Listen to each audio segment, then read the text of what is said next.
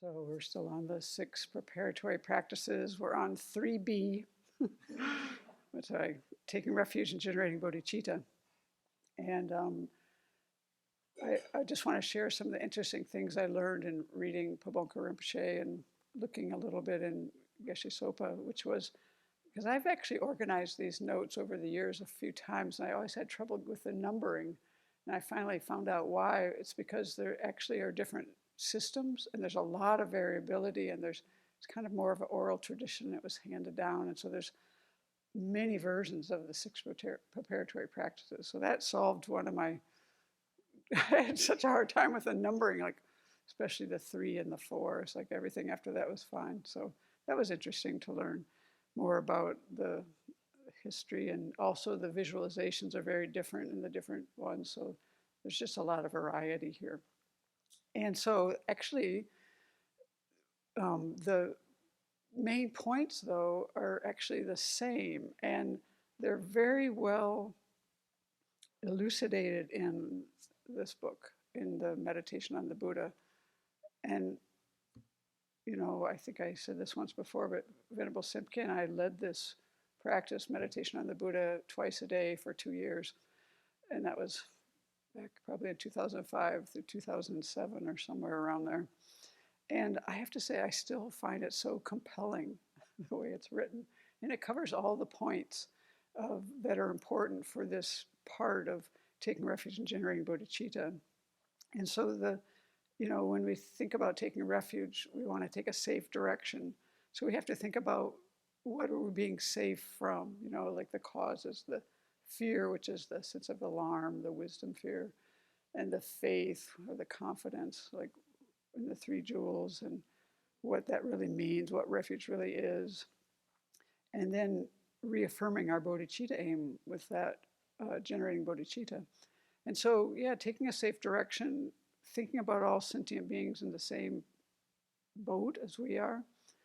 And then we think in this part of the practice, this is what I'm doing. This is the positive force that I'm going to make my goal is to become a Buddha for the benefit of all beings. It helps a lot, though, when we try to generate refuge, to have a visual image.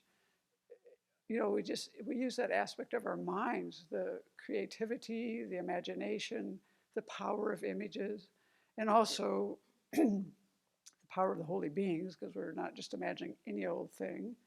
I remember one time at a retreat, somebody asked Venerable, instead of visualizing green Tara, can I visualize a tree? And she said, no. I think there was a point in who you visualize. So anyway, here we are in the beginning of the taking refuge, and you can either do a very simple visualization of the Buddha or a more elaborate one with the Buddhas, the Bodhisattvas, the Arhats, the Dakasatkimis, Dharma protectors, the whole thing. And I go back and forth because I like both of them. So maybe if you would now I'm going to guide this because I think it has all the essential points. So let's just do it for a moment because it's so beautiful. So sit in you've been in retreat. It's easy to kind of slide back into that mode. So get in a meditative posture and lower your eyes. And let's just pause for a moment to take a few breaths.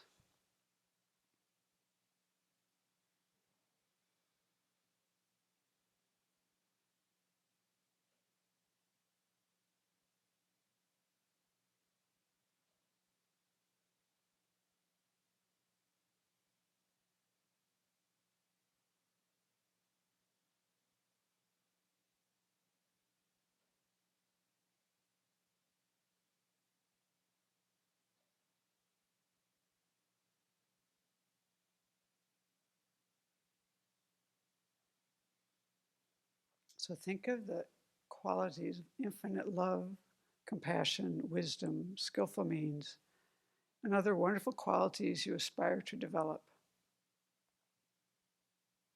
What would it feel like to be those qualities?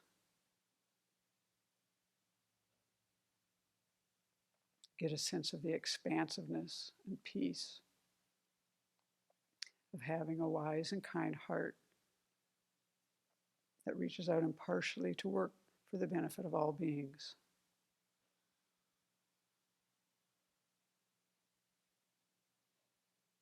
And now these qualities of love, compassion, wisdom, skillful means, they appear in the physical form of the Buddha in the space in front of you. So imagine the Buddha golden in color, all the various attributes.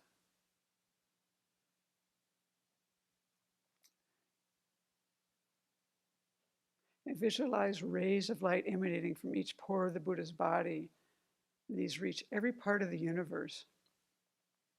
These rays carry countless miniature Buddhas, some going out to help beings, others dissolving back into the Buddha after having finished their work.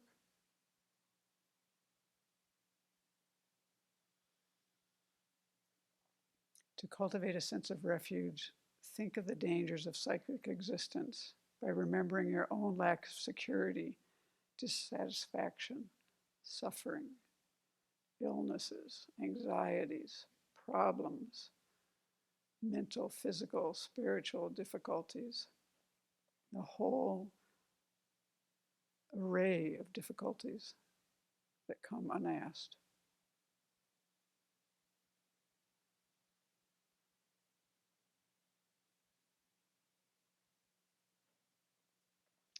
Think then of all sentient beings who, like you, flounder in cyclic existence and generate compassion for them.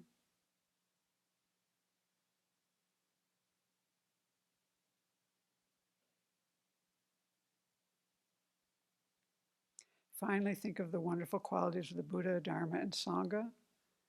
Generate confidence in their ability to guide you from the constantly recurring problems of cyclic existence.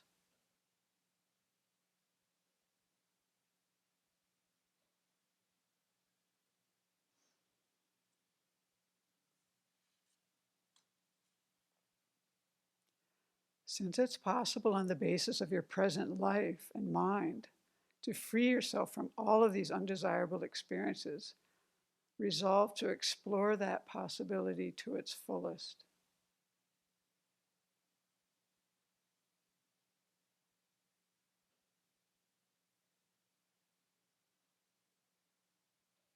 Feel great trust and confidence in the three jewels. Open your heart to rely on them, to guide you and others from the torments of cyclic existence to the peace of liberation and awakening.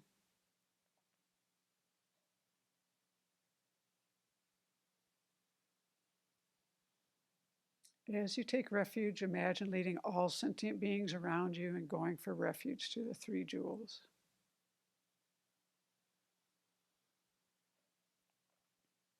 Visualize radiant light flowing from the spiritual mentors, the Buddhas, Bodhisattvas, all the holy beings into you and to all the sentient beings around you, completely purifying all destructive karmic imprints and afflictions.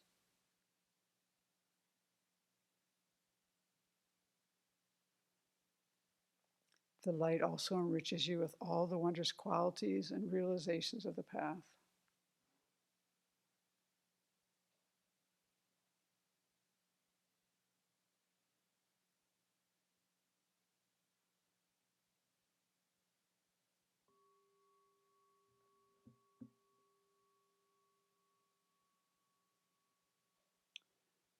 So that's the beginning of that. And what's important in this is that we don't just mouth the words of the formula of taking refuge, but we have to think about the difficulties and the sufferings in order to make it real. We have to go to what are the causes of refuge, which is what this elucidates for us. The other thing I like about this is I realize now from reading more that the Buddhas are active. And even when we do the visualization, they're active. They're going out to help beings and coming back. And that's in many of our sadhanas. It's not just like a static being there. It's like there's a lot going on. They're out there in the world. They're helping and protecting and doing what they can. So I think that's quite beautiful.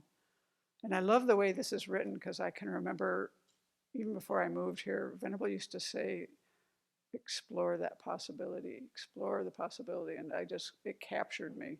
When I first met her, I remember her saying this, and I was like, yeah, that's the thing to do here. So that kind of mind very curious and open mind, and that's what we're trying to do. And then, when we take refuge, really, the real refuge, of course, is the true cessations and the true paths that we develop eventually in our own mind stream. First, they're in the Aryas, but we take refuge in that. But then we're going to develop these, and this is what will really help us. We can take this wherever we go. And so you want to have this strong feeling of having taken a safe direction in your life, and this kind of confidence. And if you think about what your life would be like if you didn't have the Dharma, just like, how would I have gotten through yesterday? Yesterday was so chaotic. It was just, I was just outside there one time saying, this is total chaos. I said it out loud. It was so crazy. And what was so beautiful about it was like the kindness I met through the day too. And it made the whole thing kind of work out, So, I have to let people know that I'm not in full retreat. So it wasn't like my retreat is chaotic, but we're building a building and these trucks are coming and going and they're putting things in the wrong place and this is not working and that's not working. It was just one of those days where kind of perfect storm of kind of chaos. It was kind of crazy. A lot of things going on. And we all survived. And the kindness of people was what made it happen. So, that we learned from the Dharma, how important that is. When we do this visualization, we imagine at first white light flowing into us, and we're purifying any of our negativities in relationship to the three jewels. And you can spend time in this retreat, of course, thinking about that. And then we bring in all the gold light, and this is like bring in all of their inspiration, realizations, and you really let yourself connect with that. And then generate bodhicitta, thinking of everyone else in the condition that we're in. You have to have this sense of renunciation, of wanting to be free, and this sense of determination, not just wanting to be free of our problems, but the determination to do it. You have to have both of those. Renunciation is just not the first two truths. Renunciation is all four truths. And then, as we generate bodhicitta, the base of that is compassion. And for that, I think it's just worth mentioning that we may sometimes mix that up with personal distress. And it's really helpful to realize that compassion is focused towards others. In this tradition, generally renunciation is when we're concerned with our suffering, compassion with others. So if you find that, like when there's a big difficulty, like some of the problems that we've maybe faced in the last month, when your mind goes to, how I'm having trouble dealing with this, and all those kind of fears and this and that and uneasiness, that's personal distress. Even if you're thinking about somebody else and their situation, what's going on, that's personal distress. It's your attention is focused on the other when it's compassion. So that's an easy thing for those of us who aren't so sublime or deep or refined to figure out, who am I thinking about? Am I thinking about myself or am I thinking about somebody else? So that's important. And then that's the basis of the practice. And then we grow that into the full-blown bodhicitta with all the various methods. And this is all in the part of the beginning of this preparatory practice where we're cultivating our motivation. You can bring in the four immeasurables. You can do this in a short time. You can do this in a long time. Every day might be different. But when you get to the end of this part, then you want to actually, you dissolve the whole visualization into the Buddha, who then dissolves into you. And this is a part where we're dissolving all the objects of refuge into ourselves. In one tradition, the one that I read of 3 ways they do this, but I've never heard of the other 2. The way we know this is mostly from Lama Zopa, where they all dissolve into light. It's a golden light that enters in through your brow. And then you just think at that point that my nature and the Buddha's nature is inseparable. We're of the same nature. This is the time, the real meaning of the Buddha dissolving into us is actually that we are of the same nature, that we have this potential. And you want to meditate on emptiness briefly at that point, or longer if you wish. But that's the important part about that part. So that is 3B. And that's, we'll maybe finish next time, or maybe it will be 2, I don't know. Thank you.